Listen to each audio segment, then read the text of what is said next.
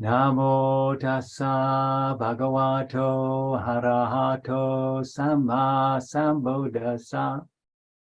Namo tassa bhagavato arahato samma sambuddhassa. Namo tassa bhagavato arahato samma sambuddhassa. Homage to the Buddha, the blessed, noble, and fully self-awakened one. Put my microphone on. Okay. So I thought today we'd tackle a slightly more, for want of a better word, mystical discourse. And it's called after somebody called Bahiya of the bark cloth. Now, whenever you get people writing about saints and holy people, hagiography, they always, of course, pump it up to make sure that either the person is amazing or the teacher.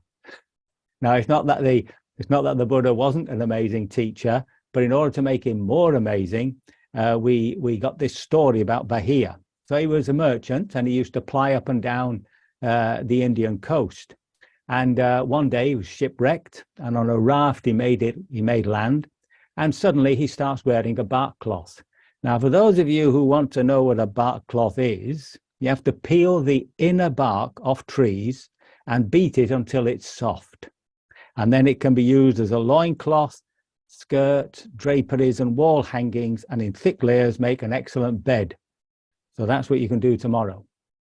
But it also says it's an ancient art which is deeply involved in religious and ceremonial life. So remember that bit.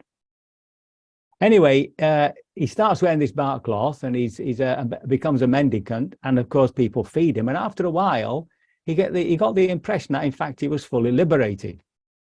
Well, as these stories go, a god appeared to him, an old relation, and said to him, "No, you're not liberated. You're not enlightened. In fact, spiritually speaking, you're as thick as a plank.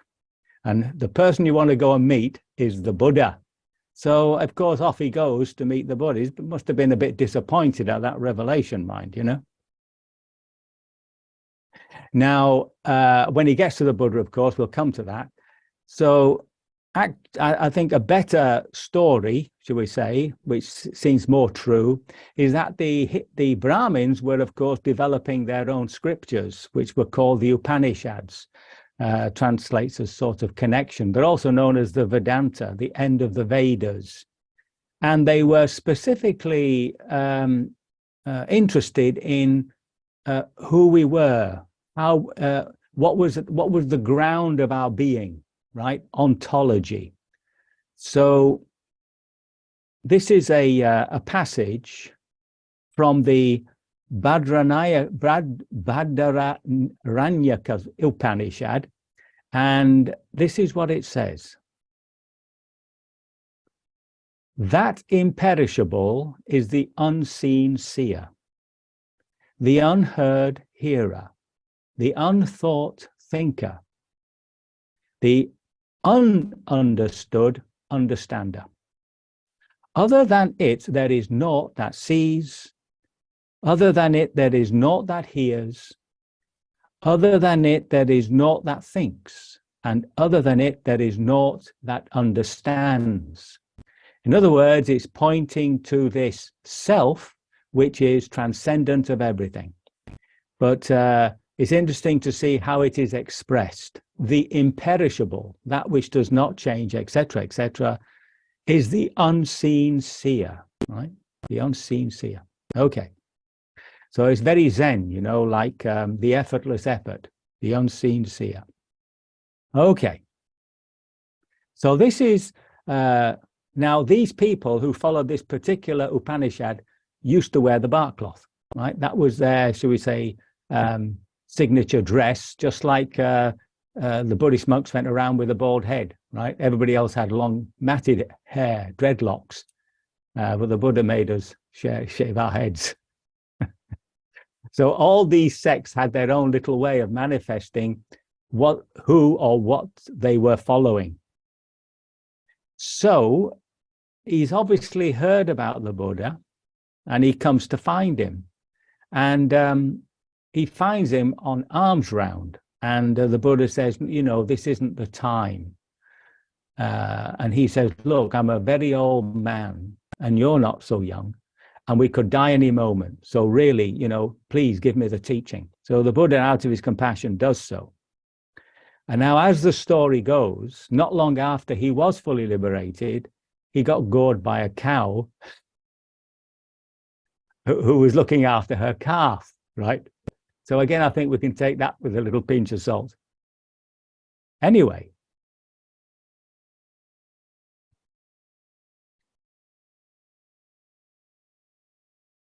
this is what the Buddha says to him.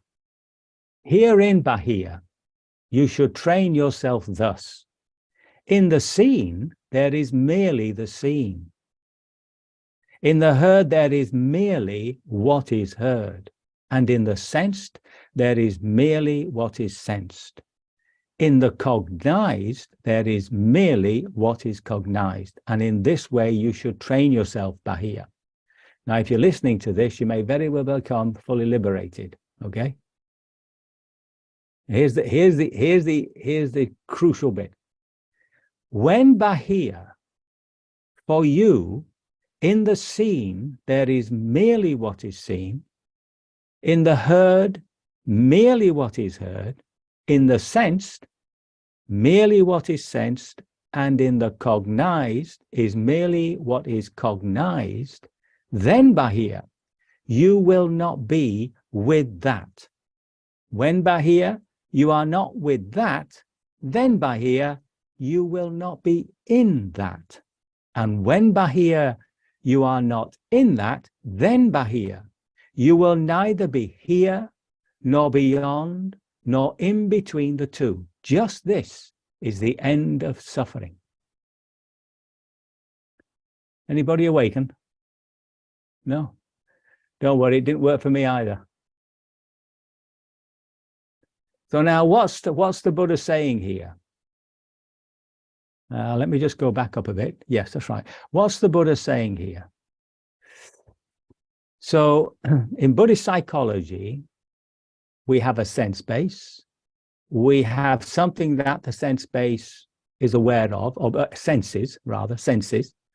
And there is the awareness, the consciousness. This consciousness is dependent on the sense base. So that's why the Buddha enumerates consciousnesses according to the sense bases. So you have eye consciousness, nose consciousness, ear consciousness, etc., etc. Okay?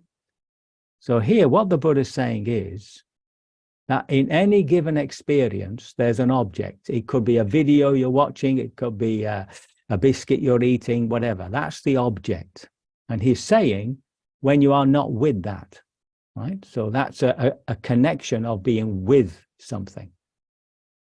And when you're not with that, then the sense base, if you're not aware of something through a sense base, then you're not in the sense base, right? And if you're not in the sense base, then consciousness cannot arise. So you're neither here with consciousness, you're neither there with the object, here with the sense base, and in between with that consciousness, which is a screen upon which these two things arise. When you experience something beyond that, then you've experienced something which is not part of the psychophysical organism. And just this is the awakening.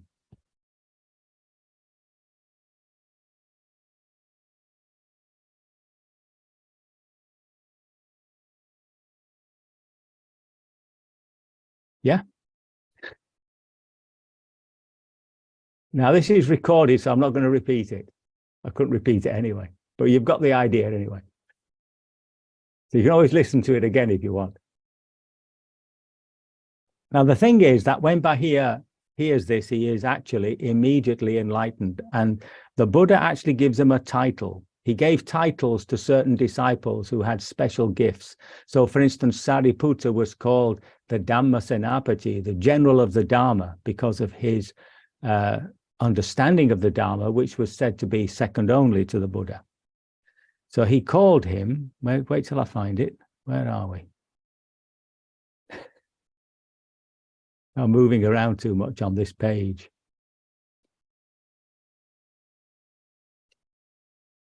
Pipabina Tichim, the quickest person to become liberated amongst all those who were quick to become liberated. So that's the title he gave him. And as I say, later on, as it said, you know, he dies from an attack from a cow. So now this is the story of Bahiya of the bark cloth, and it fits into the Udana Sutta. So these are a collection of the inspired verses of the Buddha. And next week, I'll actually read that discourse and the Buddha's own response in verse, which will add to this meaning. That's if I explain it correctly. So that, I hope that has been of some use, that it has not confused you, and that by your insight meditation, by seeing this process of how we create the world, you will be liberated from all suffering sooner rather than later.